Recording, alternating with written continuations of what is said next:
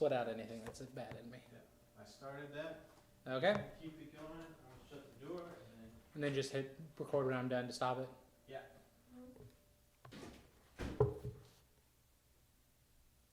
All right, here we go. Take one. Hi, I'm Pastor Ben, and today we're going to read Chapter 3 of The Hardy Boys, The Tower Treasure. So let's start reading. You're getting to be pretty good on that motorcycle, Frank, Joe said as the boys rode into the Hardy garage. I'm not even scared to ride along with you anymore. You're not scared? Frank pretended to take Joe seriously. What about me, riding with a daredevil like you? Well, Joe countered, let's just admit that we're both pretty good. It was sure swell of Dad to let us have them, Joe continued. Yes, Frank agreed, and if we're going to be detectives, we're going to get a lot of use out of them. The boys started toward the house, passing the old-fashioned barn on the property. Its first floor had been converted into a gymnasium, which was used after school and on the weekends by Frank and Joe and their friends. The Hardy home, on the corner of High and Elm Streets, was an old stone house set in a large tree-shaded lawn. Right now, crocuses and miniature narcissi were sticking their heads through the light green grass. Hello, Mother, said Frank as he pushed open the kitchen door. Mrs. Hardy, a petite, pretty woman, looked up from the table on which she was stuffing a large roasting chicken and smiled. Her sons kissed her affectionately, and Joe asked, Dad upstairs? Yes, dear, he's in his study. The study was Fenton Hardy's workshop. Adjoining it was a fine library which contained not only books, but files of disguises, records of criminal cases, and translations of thousands of codes. Walking into the study, Frank and Joe greeted their father. We're reporting errand accomplished, Frank announced. Fine, Mr. Hardy replied. Then he gave his sons a searching glance. I'd say your trip netted you more than just my errand. Frank and Joe had learned early in their boyhood that it was impossible to keep any secret from their astute father. They assumed that this ability was one reason why he had been such a successful detective on the New York City police force before setting up a private practice in Bayport. We went into some real excitement, Frank said, and told his father the whole story of Chet's missing jalopy, the wrecked car which they suspected had been a stolen one also, and the attempted holdup at the ferryboat office. Chet's counting on us to find his car, Joe added. Frank grinned. That is, unless the police find it first. Mr. Hardy was silent for several seconds. Then he said, Do you want a little advice? You know I will never give it unless I'm asked for it. He chuckled. We'll need a lot of help, Joe answered. Mr. Hardy said that to him the most interesting angle to the case was the fact that the suspect apparently used one or more wigs as a disguise. He may have brought at least one of them in Bayport. I suggest that you boys make the rounds of all shops selling wigs and see what you can find out. The boys glanced at the clock on their father's large desk. Then Frank said, We'll have to do a little sleuthing before closing time. Let's go. The two boys made a dash for the door, then both stopped short. They did not have the slightest idea where they were going. Sheepishly, Joe asked, Dad, do you know which stores sell wigs? With a twinkle in his eyes, Mr. Hardy arose from the desk, walked into the library, and opened a file drawer labeled W through Z. A moment later, he pulled out a thick folder marked Wigs, manufacturers, distributors, and retail shops of the world. Why, Dad, I didn't know you had all this information, Joe began. His father merely smiled. He thumbed through the heavy sheaf of papers and pulled one out. Bayport, he read. Well, 3 of these places can be eliminated at once. They sell only women's hairpieces. Now let's see. Frank, get a paper and pencil. First, there's Schwartz's Masquerade and Costume Shop. It's at 79 Renshaw Avenue. Then there's Flint's at Market and Pine, and one more, Reuben Brothers. That's on Main Street, just this side of the railroad.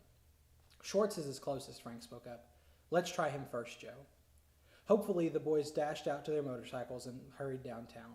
As they entered Schwartz's shop, a short, plump, smiling man came toward them. Well, you just got under the wire, fellows, he said, looking at a large, old-fashioned clock on the wall. I was going to close up promptly tonight because a big shipment came in today, and I never have time except after business hours to unpack and list my merchandise. Our errand won't take long, said Frank. We're sons of Fenton Hardy, the detective. We'd like to know whether or not you recently sold a red wig to a man. Mr. Schwartz shook his head. I haven't sold a red wig in months, or even rented one. Everybody seems to want blonde or brown or black lately. But you understand, I don't usually sell wigs at all. I rent them. I understood, said Frank. We're just trying to find out about a man who uses a red wig as a disguise. We thought he might have bought or rented it here and that you would know his name. Mr. Schwartz leaned across the counter. This man you speak of, he sounds like a character. It's just possible he may come in to get a wig for me. If he does, I'll be glad to let you know. The boys thanked the shopkeeper and were about to leave when Mr. Schwartz called, Hold on a minute. The Hardys hoped that the dealer had suddenly remembered something important. This was not the case, however. With a grin, the man asked if the boys would like to help him open some cartons which had arrived and to try on the costumes. Those folks at the factory don't always get the sizes marked right, he said. Would you be able to stay a few minutes and help me? I'll be glad to pay you. Oh, we don't want any money, Joe spoke up. To tell you the truth, I'd like to see your costumes. Mr. Schwartz locked the front door of his shop, then led the boys into a rear room. It was so filled with costumes of all kinds and paraphernalia for theatrical work, plus piles of cartons, that Frank and Joe wondered how the man could ever find anything. Here is today's shipment, Mr. Schwartz said, pointing to 6 cartons standing not far from the rear entrance to his shop. Together, he and the boys slid open the boxes and one by one lifted out a king's robe, a queen's tiara, and a little Bo Peep costume. Suddenly, Mr. Schwartz said, Here's the skeleton marked size 38. Would one of you boys mind trying it on? Frank picked up the costume, unzipped the bag, and stepped into the skeleton outfit. It was tremendous on him, and the ribs sagged ludicrously.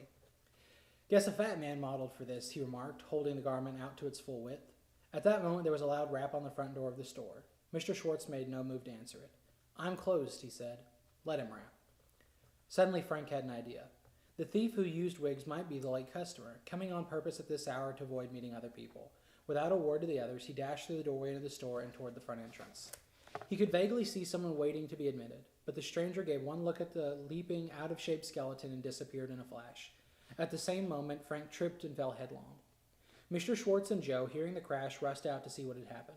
Frank, hopelessly tangled in the skeleton attire, was helped to his feet. When he told the others why he had made his unsuccessful dash to the door, they conceded he might have a point. But you sure scared him away in that outfit, Joe said, laughing. He won't be back. The boys stayed for over half an hour helping Mr. Schwartz, then said goodbye and went home. Monday we'll tackle those other 2 wig shops, said Frank. The following morning, the Hardy family attended church. Then after dinner, Frank and Joe told their parents they were going to ride out to see Chet Morton. We've been invited to stay for supper, Frank added, but we promised not to get home late. The Hardys picked up Callie Shaw, who also had been invited. Gaily, she perched on the seat behind Frank.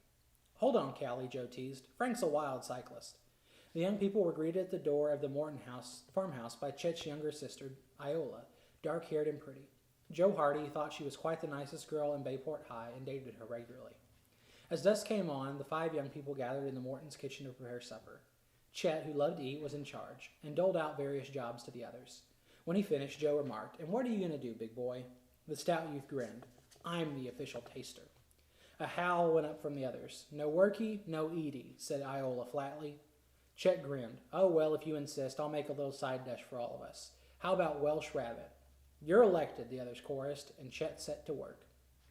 The farmhouse kitchen was large and contained a group of windows in one corner. Here stood a large table where the young people decided to eat. They just sat down when the telephone rang. Chet got up and walked out into the hall to answer it. Within a minute, he re-entered the kitchen, his eyes bulging. "What's the matter?" Iola asked quickly. I've been threatened," Chet replied. "Threatened?" the others cried out. "How?" Chet was so frightened he could hardly speak, but he managed to make the others understand that a man had just said on the telephone, "You'll never get your jalopy back, and if you don't lay off trying to find me or your car, you're going to get hurt." "Whew," cried Joe. "This is getting serious." Callie and Iola had clutched their throats and were staring wild-eyed at Chet. Frank, about to speak, happened to glance out the window toward the barn. For an instant, he thought his eyes were playing tricks on him, but no, they were not. A figure was sneaking from the barn and down the lane toward the highway. "Fellows," he cried suddenly, "follow me."